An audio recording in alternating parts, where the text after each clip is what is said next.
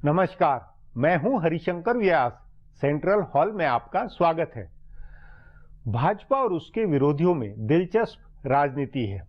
मुस्लिम, दलित और पिछड़े वोटों के औजारों से दोनों तरफ एक दूसरे को मार का जो हल्ला है, उसमें यह धारणा बनी है कि दलित वोटों में भाजपा पिट रही है।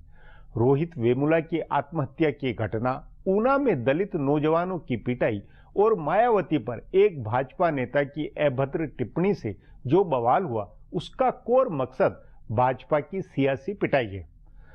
दलित मुद्दे पर प्रधानमंत्री नरेंद्र मोदी के गृह प्रदेश गुजरात में अरविंद केजरीवाल, राहुल गांधी और लेफ्ट के नेता खम ठोक आए तो पंजाब और उत्तर प्रदेश में तो यूं भी चुनावी हल्ला है। पंजाब और उत्तर प्रदेश में दलित वोटों की संख्या भारी है। संदेह नहीं कि नरेंद्र मोदी और अमित शाह ने दलित समुदाय को अपना बनाने के लिए हर संभव कोशिश की, लेकिन ये संघ के हिंदू समाज को एकजुट करने के मिशन का हिस्सा है। नरेंद्र मोदी और अमित शाह ने दलित वोटों को केंद्र में रखकर यूपी या पंजाब की चुनावी रणनीति बनाई हो, यह संभव नहीं है। उत्तर प्रदेश में भाजपा ने अपने रोड मैप में गैर यादव पिछड़ों पर फोकस बनाया है। बसपा से पिछड़े और ब्राह्मण वोट तोड़ना भाजपा की स्वाभाविक रणनीति है। सवाल है, बसपा उत्तर प्रदेश में दलित अस्मिता की राजनीति क्या बढ़ चढ़कर नहीं कर रही है? इससे क्या उल्टे फॉरवर्ड वोट और खासकर ब्राह्मण उससे भागेंगे नहीं? अहम मुद्दा है कि कांग्रेस, बसपा, जनता दल यू ने उत्तर प्रदेश में जो हल्ला बनाया है, उससे समाजवादी पार्टी और भाजपा की बेसिक जमीन में क्या उथल पुथल है? आज इस पर चर्चा है, मगर उससे पहले गपशप और खास सुर्खियां हैं। शुरुआत सियासी गपशप से करते हैं।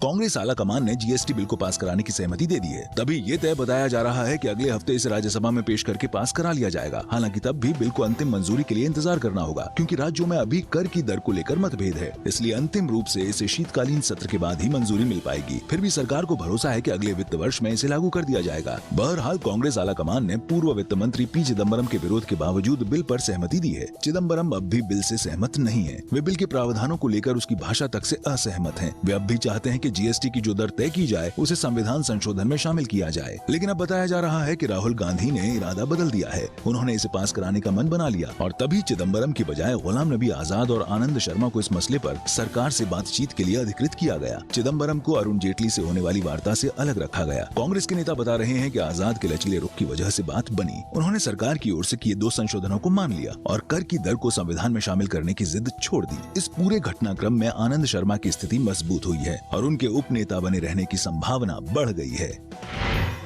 बिहार के मुख्यमंत्री नीतीश कुमार ने बहुत भावुकता से प्रशांत किशोर के मामले को हैंडल किया। उन्होंने प्रशांत किशोर को अपना अभिन्न अंग बताया। ऐसा हो सकता है, लेकिन उनकी कमान में जो काम शुरू हुए थे, उनकी स्थिति बिगड़ती जा रही है। बिहार विकास मिशन की शुरुआत बड़े उत्साह के साथ हुई थी, लेकिन इसका काम ठहर गया है। प्रशांत किशोर की सलाह पर नीतीश कुमार ने जो 7 संकल्प लिए थे, वे ठंडे बस्ते में चले गए। पिछले साल के अंत में सत्ता में आने के बाद 7 संकल्प और बिहार विकास मिशन के लिए सैकड़ों की संख्या में बहाली होने वाली थी। कहा जा रहा था कि प्रशांत किशोर की टीम इस काम को संभालेगी और उनके लोगों की नियुक्ति होगी, लेकिन अब कहा जा रहा है कि किशोर अपने लोगों को इस काम में नहीं लगा रहे हैं। नियुक्ति भी नहीं हो रही है। जानकार सूत्रों के मुताबिक प्रशांत किशोर ने जानबूझकर अपने को इस अभियान से दूर रखा हुआ है। उनको पहली ही बैठक में इसका एहसास हो गया था कि राज्य की नौकरशाही आसानी से काम नहीं करने देगी। तभी बताया जा रहा है कि पहली बैठक के एजेंडे पर भी उन्होंने दस्तखत नहीं किए। उसके बाद इसकी कोई बैठक भी नहीं हुई है। वैसे खुद नीतीश कुमार भी इन दिनों राजकाज से ज्यादा ध्यान उत्तर प्रदेश, झारखंड और दिल्ली पर दे रहे हैं।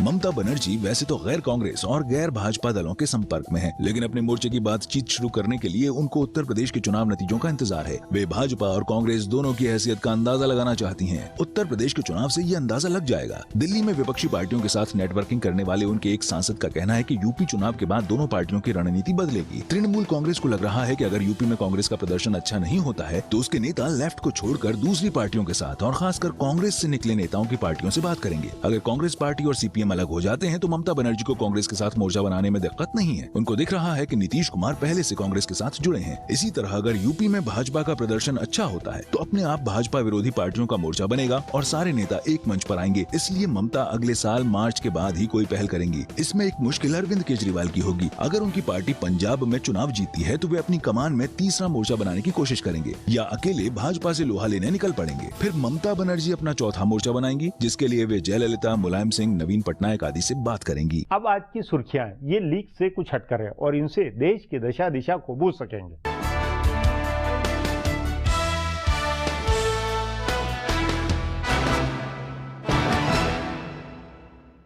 मिशन यूपी में जुटे कांग्रेस उपाध्यक्ष राहुल गांधी ने आज लखनऊ के रमाबाई अंबेडकर मैदान में पार्टी कार्यकर्ताओं को संबोधित किया और पार्टी के 20,000 कार्यकर्ताओं के चुने गए सवालों को जवाब दिया। राहुल ने कहा कि कांग्रेस का कार्यकर्ता बसपा, सपा और भाजपा के कार्यकर्ताओं की तरह झूठ की रणनीति नहीं करता है। राहुल ने कहा कि कांग्रेस हिंदुस्तान की सच्चाई के बारे में बोलती है, झूठ नहीं बोलती। उन्होंने कहा कि अगर कांग्रेस कार्यकर्ता एक साथ खड़ा हो जाए तो उनके सामने कोई खड़ा नहीं हो सकता है। शीला दीक्षित को उत्तर प्रदेश का मुख्यमंत्री पद का उम्मीदवार बनाने पर राहुल ने कहा कि हम चाहते हैं ज्यादा से ज्यादा महिलाएं चुनाव लड़ें और राजनीति में आएं, इसलिए हमने शीला दीक्षित को मुख्यमंत्री पद का उम्मीदवार घोषित किया है। राहुल ने कहा कि शीला दीक्षित 3 बार दिल्ली की मुख्यमंत्री रही और उन्होंने दिल्ली को बदल दिया। दिल्ली के लोग कहते हैं कि पहले काम होता था, अब तो ड्रामा होता है। राहुल ने शीला दीक्षित के ज्यादा उम्र के सवाल पर कहा कि ज्यादा उम्र से बड़ी सोच होती है। राहुल ने प्रधानमंत्री मोदी पर भी निशाना साधते हुए कहा कि मोदी जी का वादा बुलेट ट्रेन चलाने का था। बुलेट ट्रेन में टिकट का दाम 10-15 हजार से कम नहीं होगा, इसमें कौन सफर करेगा। उन्होंने कहा कि मोदी जी और उनके सूट बूट वाले दोस्त इस बुलेट ट्रेन की यात्रा करेंगे। FDI यानी प्रत्यक्ष विदेशी निवेश के बदले लाभांश और दूसरे पूंजीगत लाभों के रूप में विदेशी निवेशकों को दी जाने वाली राशि के संबंध में लोकसभा में किए गए सवाल पर केंद्रीय वित्त मंत्री अरुण जेटली ने कहा कि कोई भी निवेशक चैरिटी के लिए निवेश नहीं करता। अरुण जेटली ने आज प्रश्नकाल के दौरान सदस्यों के सवालों के जवाब में कहा कि जो कोई भी व्यक्ति निवेश करता है, चाहे घरेलू स्तर पर या विदेशी स्तर पर, वो लाभांश या दूसरे जो भी शुल्क बनता है वो चाहता है। जेटली ने कहा कि कोई भी चैरिटी के लिए निवेश नहीं करता। यदि निवेशक को हमारे यहाँ लाभ नहीं होगा तो वो किसी और देश में जाकर निवेश करेगा। जेटली ने कहा कि घरेलू निवेश कम होने का एक कारण ये भी रहा है कि निजी क्षेत्र कुछ दबाव में रहा है। सरकारी निवेश सरकारी धन से और विदेशी स्रोतों से होता है, लेकिन यदि किसी विदेशी कंपनी को लाभ नहीं होगा तो वो निवेश नहीं करेगा। उन्होंने कहा कि पिछले 2 साल में FDI में रिकॉर्ड 53% की बढ़ोतरी हुई है, जो सबसे अधिक है। ये बढ़ोतरी हमारी सरकार द्वारा उठाए गए विभिन्न कदमों का सकारात्मक परिणाम है। जम्मू कश्मीर के हालात को लेकर राज्य में गवर्नर रूल लागू करने की मांग वाली याचिका पर आज सुप्रीम कोर्ट ने केंद्र सरकार से स्टेटस रिपोर्ट मांगी है। इस याचिका पर सुनवाई करते हुए अदालत ने पूछा कि जम्मू कश्मीर में जमीनी हकीकत क्या है। सॉलिसिटर जनरल दाखिल करे रिपोर्ट कि क्या लोगों को कोई दिक्कत हो रही है। अदालत ने कहा कि हम राज्यपाल को गवर्नर रूल लगाने का आदेश नहीं दे सकते। इस याचिका में कहा गया है कि जम्मू कश्मीर में पिछले 2 हफ्ते से रूल ऑफ गन चल रहा है। लोग घरों से बाहर नहीं निकल पा रहे हैं। राज्य में जैसे मार्शल लॉ चल रहा है। इस याचिका में ये भी कहा गया है कि लोग जेल के कैदियों से भी बदतर हालात में रह रही हैं। उनके पास न खाना है, न नलों में पानी और न दवा तक है। राज्य में नागरिकों के मौलिक अधिकारों का हनन हो रहा है। याचिका में मांग की गई है कि सुप्रीम कोर्ट जम्मू कश्मीर के राज्यपाल को निर्देश दे कि वो राज्य के संविधान के सेक्शन 92 के तहत सारा प्रशासनिक कामकाज अपने हाथों में ले लें, ताकि राज्य में सुरक्षा बहाल हो और नागरिकों के मौलिक अधिकारों की रक्षा हो सके। बसपा प्रमुख व उत्तर प्रदेश की पूर्व मुख्यमंत्री मायावती पर अभद्र टिप्पणी करने वाले भाजपा से निष्कासित नेता दयाशंकर सिंह को आखिरकार गिरफ्तार कर लिया गया। दयाशंकर को उत्तर प्रदेश पुलिस की स्पेशल टास्क फोर्स और बिहार पुलिस की संयुक्त टीम ने आज बिहार के बक्सर से गिरफ्तार किया। दयाशंकर को बक्सर के शुगर माल कॉलोनी से गिरफ्तार किया गया। दरअसल सोमवार को लखनऊ CGM कोर्ट ने दयाशंकर के खिलाफ गैर जमानती वारंट जारी किया था। दयाशंकर सिंह को गुरुवार को इलाहाबाद हाईकोर्ट की लखनऊ बेंच ने भी राहत देने से इनकार कर दिया था। हाईकोर्ट की लखनऊ बेंच ने दयाशंकर सिंह की याचिका पर सुनवाई करते हुए उनके खिलाफ जारी गिरफ्तारी वारंट पर रोक लगाने से इनकार कर दिया था। गौरतलब है कि दयाशंकर सिंह ने मायावती की तुलना वैश्या से की थी, जिसके बाद दयाशंकर के ऊपर मुकदमा दर्ज किया गया था। फिलहाल अब एक ब्रेक है, फिर खुलासा होगा।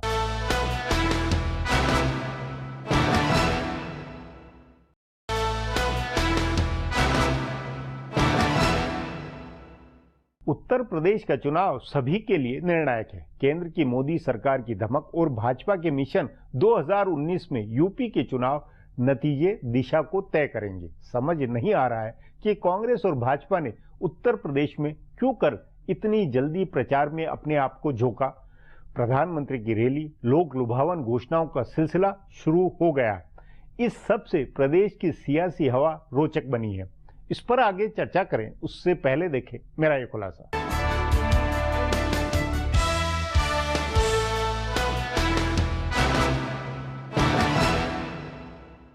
उत्तर प्रदेश में कांग्रेस हो या भाजपा या दोनों क्षेत्रीय पार्टियां हो, सबने अपने को चुनाव में झोंका है। सभी पार्टियों ने चुनाव की घोषणा से बहुत पहले अपने उम्मीदवार तय कर लिए हैं और चुनाव अभियान भी शुरू कर दिया है। चारों बड़ी पार्टियां प्रचार के मामले में एक दूसरे से आगे निकलने की होड़ में है। इस होड़ के कारण उत्तर प्रदेश में अभी से चुनावी माहौल बन गया है और कमोबेश चारों पार्टियां अस्मिता की राजनीति करती दिख रही हैं। बहरहाल भाजपा विरोधी तीनों पार्टियां एक पैटर्न पर काम कर रही हैं। इनका पहला मकसद यह दिखाना है कि इनके पास एक कोर वोट है और अपने दम पर ये भाजपा को टक्कर देने की स्थिति में है। इन्हें पता है कि ऐसा दिखाने के बाद ही इन्हें मुस्लिम वोट मिलेंगे। मुस्लिम मतदाता दिल्ली और बिहार के अनुभव से सीख चुके हैं कि अगर उनका वोट एक मुश्त गिरा तो भाजपा को रोका जा सकता है, लेकिन इसके लिए उन्हें उस पार्टी को पहचानना होगा जो भाजपा से लड़ेगी। इस सोच को समझते हुए मायावती ने दलित वोट पर फोकस किया है। उन्होंने दलित उत्पीड़न को मुद्दा बनाया और भाजपा के एक नेता की अभद्र टिप्पणी के बहाने पूरे प्रदेश में रैलियों की योजना बना डाली। इससे उन्होंने दलित वोट एकजुट होने का संदेश दिया है। उत्तर प्रदेश में करीब 22% दलित मतदाता हैं। इनके साथ मुस्लिम वोट जुड़ते ही बसपा प्रदेश की लड़ाई में नंबर 1 हो जाएगी। दूसरी ओर मुलायम सिंह की पार्टी सपा अपने साथ यादव और ठाकुर वोट होने का प्रचार करके मुसलमानों को अपने साथ लेना चाहते हैं, तो कांग्रेस ने शीला दीक्षित, राज बब्बर और संजय सिंह की टीम बनाकर ब्राह्मण, ठाकुर और दूसरे सवर्ण वोट अपनी ओर खींचने की राजनीति की है। उत्तर प्रदेश में बिहार के मुकाबले सवर्ण काफी मजबूत है और संख्या भी ज्यादा है, इसलिए कांग्रेस उनकी राजनीति कर रही है ताकि मुस्लिम वोट अपनी ओर लाया जाए। इन तीनों पार्टियों की ही तरह भाजपा का फोकस अति पिछड़े यानी गैर यादव और अति दलित यानी गैर जाटव वोट पर है। यह संख्या बहुत बड़ी है। इसमें भाजपा को उम्मीद है कि ध्रुवीकरण वाले मुद्दों के जरिए पश्चिमी उत्तर प्रदेश के जाट वोट उसकी ओर आएंगे। भाजपा के नेता लोकसभा की तरह जाट और दलित के एक साथ वोट करने की उम्मीद कर रहे हैं। सो कहा जा सकता है कि चारों पार्टियां अस्मिता की राजनीति में उलझी हैं। इस चक्कर में विकास के मुद्दे हाशिए में चले गए। प्रधानमंत्री नरेंद्र मोदी ने भले ही गोरखपुर की रैली में कहा कि उनका मंत्र विकासवाद का है, लेकिन उनकी या दूसरी पार्टियां इसमें यकीन नहीं कर रही हैं। भाजपा और बाकी तीनों पार्टियों के लिए यह चुनाव करो या मरो का है। भाजपा का प्रदर्शन नहीं सुधरा तो असम की जीत के बाद बना माहौल बिगड़ेगा और विपक्ष को ताकत मिलेगी, और अगर कांग्रेस नहीं जीती तो दूसरी विपक्षी पार्टियां ही उसे धक्का मारकर हाशिए में कर देंगी। बसपा की मुश्किल यह है कि अगर वह लगातार दूसरी बार हारी तो उसकी पार्टी को एकजुट रखना मुश्किल हो जाएगा। सत्तारूढ़ सपा की जनता इस बात की है कि दूसरी क्षेत्रीय पार्टियां पिछले कुछ समय से मजबूत हुई हैं। ऐसे में वह कमजोर होती है तो 2019 की राजनीति में उसकी बड़ी भूमिका नहीं बन पाएगी। अब एक ब्रेक है, उसके बाद दलित राजनीति और उत्तर प्रदेश पर चर्चा करेंगे।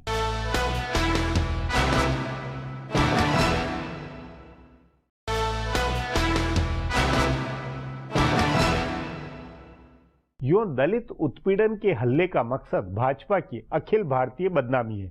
गुजरात में भी भाजपा के खिलाफ माहौल बनवा देना है, मगर तात्कालिक तौर पर केंद्र बिंदु उत्तर प्रदेश है। क्या मायावती और दया शंकर सिंह की वजह से जो सुर्खियां बनी उससे उत्तर प्रदेश के लोगों का विमर्श बदला है? इस बारे में क्या जमीनी फीडबैक है? इस पर चर्चा के लिए आज मेरे साथ वरिष्ठ पत्रकार अनिल बंसल है।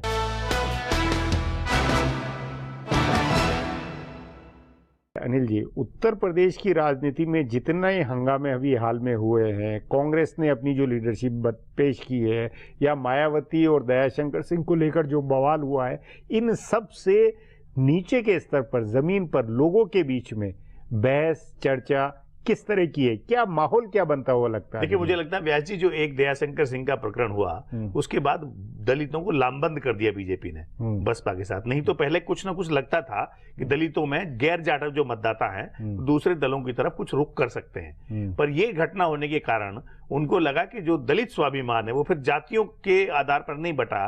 फिर ये हुआ कि जैसे किसी दलित को किसी ने छेड़ दिया है, उसके कारण बीजेपी ने नुकसान उठाया इस प्रकरण नहीं, लेकिन उसके में प्रतिक्रिया के नाते बाकी फॉरवर्ड जातियों में और उसमें भी एक रिएक्शन हो सकता है। उसकी भी मायावती को या इनको बसपा को या इनको चिंता करनी चाहिए? नहीं, बसपा को निश्चित रूप से चिंता है, इसलिए बसपा ने अपना आंदोलन स्थगित कर दिया अभी। लेकिन व्यास जी, भाजपा ने क्या गेन किया? क्योंकि भाजपा जिन वोटों पर निगाह लगाए हुए है वही अगड़ी जात की वोट कांग्रेस को भी चाहिए।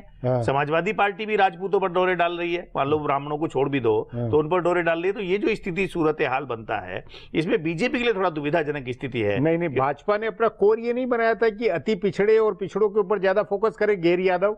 ये बात आपकी सही है कि वो यादवों को तो वो अपने गिनते नहीं है। हाँ। लेकिन जो अति पिछड़ों को आप अगर करने की बात कर रहे हैं तो अति पिछड़ों में आपने नेतृत्व कहाँ है आपके पास? आप केशव मौर्य को, उनको भी आप अति पिछड़ा नहीं कह सकते। जो शाक्य मौर्य, लोध, सैनी है, उनके इतर जो जातियां हैं, मान लो नाई है, गडरिया है, तेली है, धीवर है, ये जो जातियां उनको आप कह सकते हो, कुमार है, वो अति पिछड़ी जातियां हैं। तो अभी अति पिछड़ी जातियां भी बीजेपी फोकस कर रही थी। केशव मौर्य को आपने प्रोजेक्ट किया अध्यक्ष बना करके, लेकिन एक तो चीफ मिनिस्टर का आपका चेहरा नहीं है जी। और दूसरे जो मायावती ने उनमें से, भले वो छोड़ छोड़कर जा रहे हैं, अति दलित को तो जो ताकत दी, राज्यसभा दी, उनको विधान परिषद दी। अभी लोकेश प्रजापति ने बीजेपी ज्वाइन की है, उनको मायावती ने एमएलसी बनाया था, किसी को राज्यसभा में दी। तो ये जो हालत है बीजेपी, आप देखिए कितने वर्षों से उन्होंने, एक तो उनकी स्थिति नहीं है राज्यसभा उत्तर प्रदेश में विधान परिषद देने की, एक एक दो सीट निकलती है तो उनके पास वो ब्राह्मण या राजपूत या कोई और जाति जो उनको सूट करता है। तो कहीं ना कहीं दलितों के मन में ये बात है कि भाजपा सिर्फ हमारे लिए आंसू बहा रही है, घड़ियाली आंसू, दिखावटी, सत्ता में उतनी हिस्सेदारी देने को तैयार नहीं है। नहीं, आपके अनुसार अभी ये जो देखिए मुस्लिम है, दलित है, ये निर्णायक है या अभी ये इनके आधार पर ये दोनों पार्टियां अपना फैसला नहीं करवा सकती? अगर देखा जाए तो रोड मैप नहीं बनता चुनाव का। जो व्यास जी लोकसभा चुनाव है उसमें चूंकि दलितों में ऐसा नहीं था कि पूरा दलित भाजपा के साथ आ गया था। हाँ। अगड़ा पिछड़ा सब लामबंद हुआ था, तो 42% वोट यूपी में बीजेपी को मिला, जिसके कारण आप 73 सीटें सहयोगी दल के साथ मिलकर ले गए। पर तब भी मायावती की 19.5% वोट थी। तो आप किसकी थी 19.5% वोट लोकसभा में? भले उनको सीट नहीं मिली, तो जाहिर है दलित उनके साथ था। अभी तक की जो राजनीति है, जो कुछ हुआ, कांग्रेस ने जिस तरह की पोजीशनिंग की या बसपा ने जो किया और भाजपा ने जो अपने चेहरे बदले या जो कुछ किया, उसमें जातियों के बीच में किस तरह का मैसेज गया है? देखिए, जातियों के बीच में तो जैसे मायावती ने कहा या जो ओवैसी साहब है वो कह रहे हैं कि भाई यादव जो है वो मुलायम सिंह का वोट बैंक है, जाटव मायावती का वोट बैंक है, तो मुसलमान किसी का वोट बैंक नहीं है, ऐसा वो मानते हैं। तो मुसलमानों को कोई नेता भी नहीं है। तो ये जो सूरत हाल है, बीजेपी कांग्रेस ने तय कर लिया पीके के फॉर्मूले पे एक कोर वोटर हमको भी चाहिए। अगर सपा के पास एक कोर वोट बैंक है तो वो उनके पास उस है, नाते तो वो ब्राह्मण पर फोकस कर रहे हैं। ब्राह्मण पे फोकस बन रहा है, बना चर्चा हुई ब्राह्मणों के बीच में, चर्चा भी है, फोकस भी है। व्यास जी, जो कांग्रेस, मुझे लगता है कांग्रेस ने ऐसा नहीं है कि उन्होंने शीला दीक्षित को चीफ मिनिस्टर बना दिया या वो ये मान रहे हैं कि हमारी सरकार बनने वाली है, पर कहीं ना कहीं वो एक जो त्रिशंकु विधानसभा है उस पर कांग्रेस का फोकस है कि त्रिशंकु लाने की उनकी रणनीति वो है कि कम से कम हमारी इतनी सीटें जाए, 40, 50, 60, 70 कि जो भी सरकार बने वो हमारे बिना ना बने। मुझे लगता है अभी कांग्रेस इस फार्मूले पर चल रही है। उसमें ये बाकी जो मायावती और कांग्रेस या इनके बीच में जो एक अलायंस को लेकर या मुस्लिम राजनीति में ये कि नहीं कांग्रेस को हम पूरी तरह खड़ा करें या इस तरह की कुछ धारणा, कुछ चर्चा है? कांग्रेस मुसलमानों पर डोरे डालना चाहती है, पर जो उन्होंने प्रोजेक्ट किया है कि साहब गुलाम नबी आजाद प्रभारी हैं तो उससे क्या फर्क पड़ता है। जो रणनीति के तौर पर अगर काम कर रही है मुसलमानों को तोड़ने के लिए, तो सिर्फ मायावती कर रही है, जिन्होंने 100 टिकट तय कर लिया देंगी मुसलमानों को, सीटें आइडेंटिफाई कर ली हैं, तो जहां जाटव प्लस मुसलमान पहले भी उनके, अगर आप वेस्ट को देखिए व्यास जी, गाजियाबाद शहर में जो भाजपा का गढ़ था, पिछले विधानसभा चुनाव में बीएसपी जीती, बीजेपी हार गई। बिजनौर में आप देखिए, मेरठ में देखिए, पूर्वी उत्तर प्रदेश में मायावती को अपेक्षित सफलता नहीं मिली थी, तब भी उनकी जो 80 सीटें आई थी, वेस्ट में उनका फार्मूला चला था। मुरादनगर जैसी सीट पर उनका मुसलमान जो है विधायक बना, दलित और मुसलमान के फार्मूला। ये जो वेस्टर्न यूपी में कहीं 25% मुसलमान है, कहीं 30, कहीं 35 मुसलमान अगर शिफ्ट होता है, जिसके पूरे आसार हैं, क्योंकि उनके अंदर ये बेचैनी है कि समाजवादी पार्टी ने दिखावा तो बहुत किया है कि मुसलमानों की हित ऐसी है, पर सत्ता में हिस्सेदारी उस नाते नहीं। माहौल समाजवादी पार्टी के बहुत पक्ष में नहीं है। माहौल कहीं ना कहीं लोगों का बदलाव के मानस जो बदलाव तो माहौल में यही तो कि किस चेहरे, कोई चेहरे की अनुपस्थिति के अंदर ये नहीं लगता कि बतौर मुख्यमंत्री अखिलेश यादव की जो इमेज अपनी निजी जो कुछ भी है वो अभी भी उसके आधार पर समाजवादी कुछ उम्मीद कर सकती है? व्यास जी, इसमें कोई संदेह नहीं कि अखिलेश यादव ने एक अच्छी छवि युवा चेहरा लेकर वो आए, पर कहीं ना कहीं जो लगातार मैसेज गया कि 4 मुख्यमंत्री, 5 इस मंत्री को ले लिया, उसको हटा दिया, इसको बाहुबली सरकार वो नहीं चलाते, रोज खबरें आती है चीफ सेक्रेटरी को वो चाहते थे कि नहीं चाहते थे शिवपाल,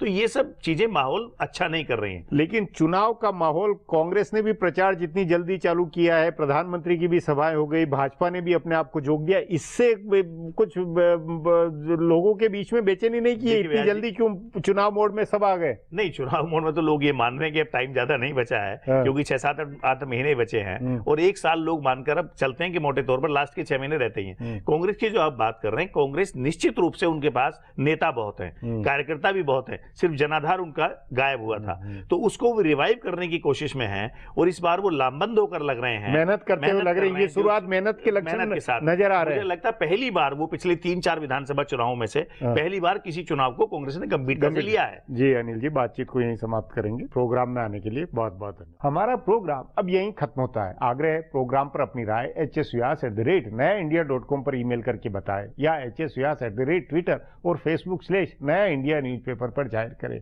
अब सोमवार को फिर मिलेंगे इसी चैनल पर इसी समय।